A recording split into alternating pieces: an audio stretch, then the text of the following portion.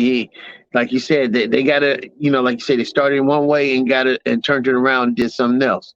Got it Yeah, out the mud and changed their life, for a yeah. better situation for him and his family.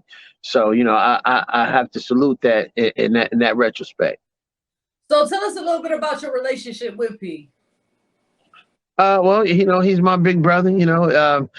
Big P, his dad. I'm not ashamed to say that I'm adopted. I'm adopted.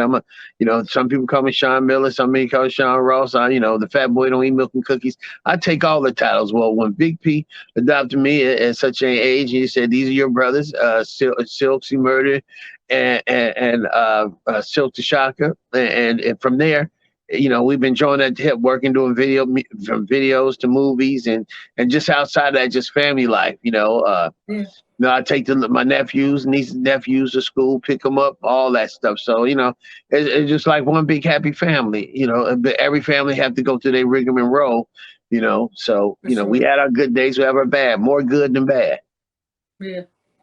So let's speak about Romeo. You and Romeo's relationship. I don't know if this is a fact or a fiction or a myth. They say Romeo was in a car accident and you pulled him out of the car. Yes, we both were in the car accident. Yes, yes, yes, and absolutely. A Yeah. car swiped, head swiped us. We were on our way to a convention in Dallas, Texas, to go see to the Potter's house, TD Mhm. Jakes. It was a convention for youth there, and we were on our way early morning. I believe it was maybe a Tuesday, or sometime during the week, around 4:30 in the morning. Guy was eating a taco and he sideswiped us, and the seatbelt was jammed, so I had to get my nephew out, and thank God nobody was seriously injured besides me. We both were hurt. I had neck lash. He had a couple of injuries, but we, through the grace of God, we walked away. That's a blessing. That's a blessing. Yes, That's a indeed. blessing. And you worked. We seen you on Growing Up Yeah, because Hip I was about Hop. to say, speaking of Growing y'all, Up. speaking of relationship y'all have, not only that, you on a show, Growing Up Hip Hop. Oh yeah, growing up hip hop was a good experience with, Angela Simmons and everybody else that worked on the show, Pepper, Tretch, their daughter. I mean, Damon How do you Dash. keep the balance though? I mean, because him. I mean, if I'm not mistaken, I ain't in the bit. I'm only seeing what everybody else see, but it seemed Uh, like Ange and Romeo was beefing. So it's like, where do you come into play? Like, how do you keep everything I, I'm, cool, I calm, and collective? consider me the peacemaker. If it doesn't fit, you must have quit. So everybody's their own person individually, but I just try to say, be a peacemaker. I try to follow the book of life. Blessed are the peacemakers, so they should be called the children of God. So that that's one of my pet peeves. So if I can conflict resolution, I think that should be my title. Forget everything you heard about AR, booking manager, road manager. Just call me. I just like to the conflict resolution, Right. That's dope. elucidist, That's if I dope. had a title. So that's where I'm at. But working on growing up hip hop was thing, and we also did Millionaire Matchmaker. Yeah, so Yeah. that was hot, and then And then you also were also on Love and Hip Hop, if I'm not mistaken, right? yes, You did a love and hip feature on hop there. with Yo What was Yo. that experience? Because is that cast as crazy as they appear on TV? Because Yes, yes, yes, yes. When I mean yes, I'm saying the yes with the yes, yes, yes, yes. It was crazy, but lovable people. And the one episode that I was in with my goddaughter Tiffany, before my grandson was born, Kai the Q. It was a beautiful cast, beautiful people. That's And great. shouts That's out great. to Yo Yo. She's the first lady of hip hop on the West Coast Diva in the building. Don't try to play her out. Yeah, we oh, ain't going shouts for it. out to Yo Yo just for the simple fact that she was rocking the Trillionaire brand. We just love her Oh so much yes, for Right. mhm. that. I love that. She I was love doing her that. thing. Yeah, She we did some both was rocking it. yeah, she was rocking. Then she also did some scenes on Love and Hip Hop where she was rapping and spitting. She was doing her thing, and they Yeah. had her. They was on the Yeah. beach Yeah. We scenery. seen that. It was dope. It Yeah, was she was dope. doing her Okay. thing. So shouts out to Yo Yo. She's still holding it down. A lot of respect to her. You For know the what I'm saying? ladies. But Ross, Shaun Ross, man, Yes, you sir. did all this stuff. You did all this. You working with Pete. What celebrity you met that made you say, man, I would love to meet him? Or which one that blew your mind? I mean, which one that had you starstruck?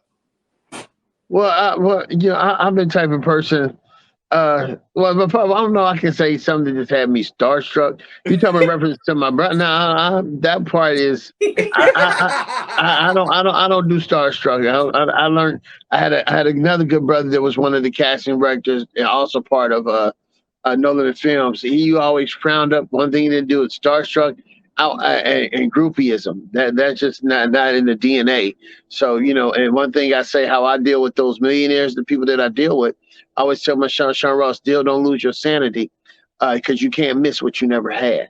And it's crazy you just said that because I was about to say that. When we drove out there and we went to the mansion with P, and you escorted us out there and you showed us so much love and you brought us back and you said one thing and you said the same thing. You said you can't miss what you never had. And that stuck with me so much. And just to hear you say it again.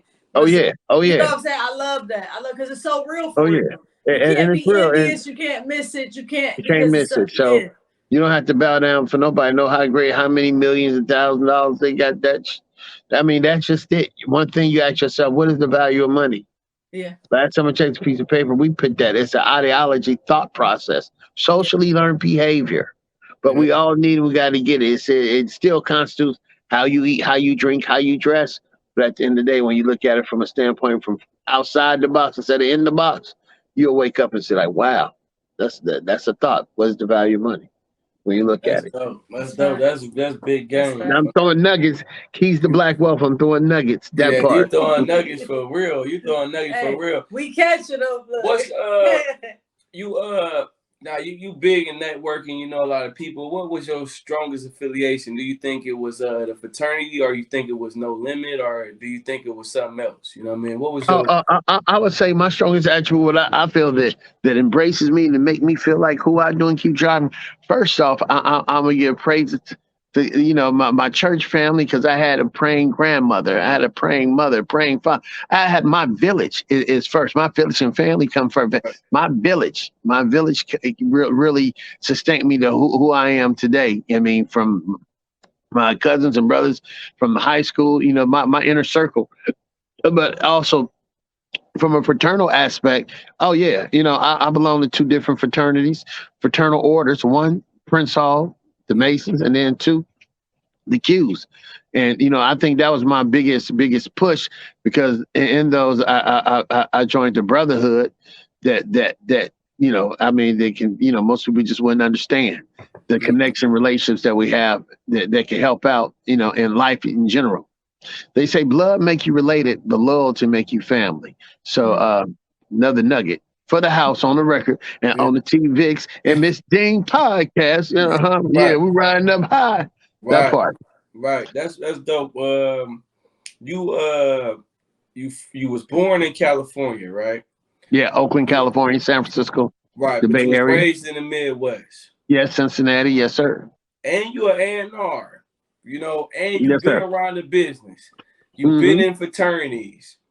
I got to ask you this question. Do you think it's easier for artists because where they located, or is it harder in certain places, or what? Like an artist from the Midwest, is it harder for them to make it in the music business just because they're from the Midwest, or or should they move to New York or California? Is that true that it's really a location challenge, or is it like they work ethic or something like that? They just need to step up. Or do they just have a crazy work ethic? 50-50. But I'm going to say probably 70-30, location, like building a business. Yeah, you got to think where you want to build your business. And and then you look at what's going around in other people's backyards to find out. You can tell.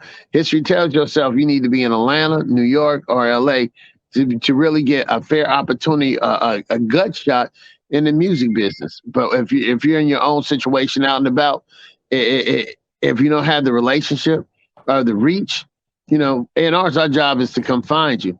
But if you're already in a city that can shine some light on you, it's good. It's again 50-50.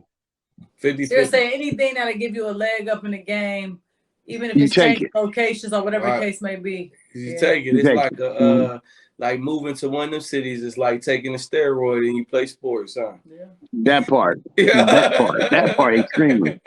Yes, indeed. Uh-huh. Yeah, so that ain't a myth. So we go myth, truth,